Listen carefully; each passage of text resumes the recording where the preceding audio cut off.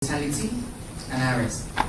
The highest stop on the violation report that we recorded this year was blackmail and extortion, which was 54. Of all the 170 cases that we documented, 54 were blackmail and extortion. And this is how it usually happens. Chude knows that Emeka is gay. And because Emeka doesn't want people to know, Chude blackmail him and asks him to start paying him. And start collecting money. One of the cases we recorded in Enugu, the guy was suspected to be gay, and they asked him that he should be paying them 10,000 naira every month for the next 12 months.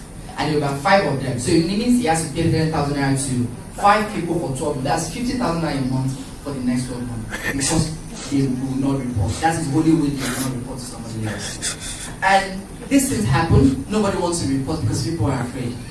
They happen because people don't know who to speak to. You go to the police that's supposed to protect you.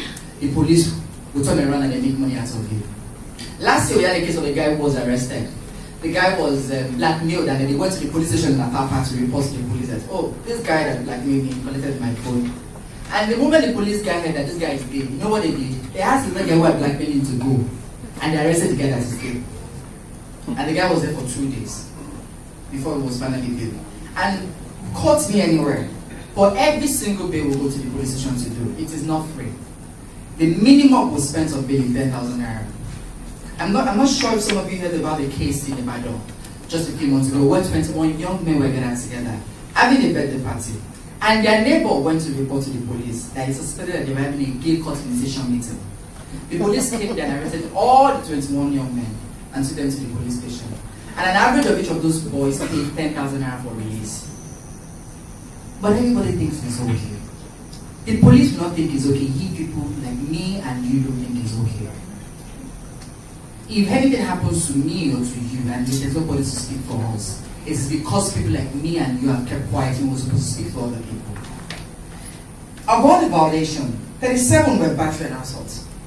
People work in a different way. You know, gender is another very big issue in this country.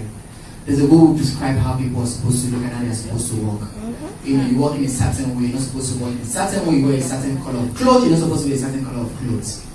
People have been beaten across this country because they walk effeminate, or because they wear pink, or because they wear a pink shirt and pink socks. By the way, I love pink, and I'm sure that you can say from my shirt I love colors. About the black, you can say I'm wearing blue shoes. So, but unfortunately, I think the police usually get their things very right. They don't arrest people like me, because I've always been waiting for the guy to be arrested, so that I'll probably spend a few days in the prison, and then people can know that this is not something about the regular Nigeria. It's about something that can happen to anybody and everybody.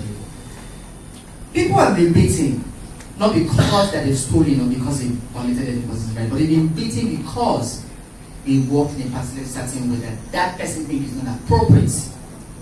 And I don't know when we began to have something in the Constitution that describes how people should walk, or how people should sit, or how they should dance, and how they should not dance, or who they should even dance with, or what kind of party that you should organize. You know, if I decide to have all men party, I'm not sure there's a law.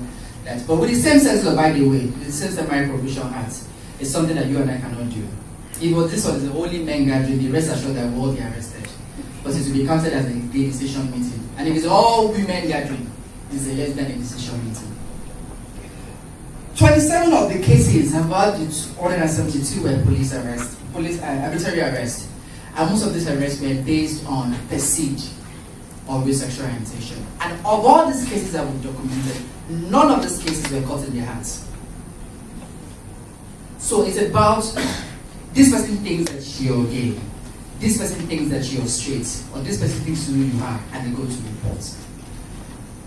A few months ago, a young lady was raped by 7 men, non-stop, for 2 days.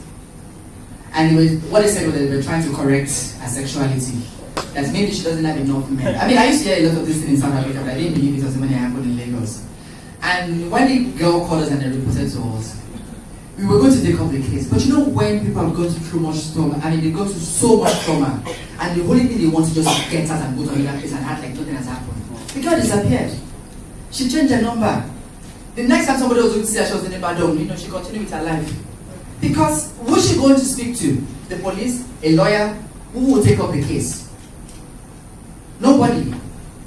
But yet, we think it's okay. 7 men, 2 days, non-stop. If I'm sure even if it's now, I'm not sure I'll come out alive. But these are the things that happen, and these are the things that we see every day, and these are the things that we will kind of keep quiet about and we must speak about. If you pick up this report, you will read a brief different narrative of some of the violations that we recorded. But I know that a lot of people don't like to read. Just at the back of the report, you can see already what the cases are and the top 3 different moral violations that have occurred. And these are things that have been done by state and non-state actors. But like I said, the state validates, people do, and the state validates. Because if I violate your rights because you're gay, you cannot go and report to the police. And if you do, the police will validate what you've done to me. So at the end of the day, who is going to speak? And I think that it's about time that we begin to speak out on this issue. Not because we are even part of the community. We don't even need to be part of the community. It's about human rights. It's about right to freedom of expression, right to associate. People don't talk. I remember when the law was passed, someone on social media who I never even thought whether was supportive. Because his friend came out. He said, oh, anybody that's going to arrest this, my friend must come through with me. And I said to another friend, oh, because he's your friend now.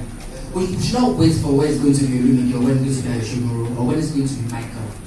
We should speak out on this issue. We should speak out because we need to speak out, because these things are not right. Religion is a personal thing. The God you believe in is personal. Who I believe in is personal. By the way, I'm Christian, for many people who don't know. My mother grew up in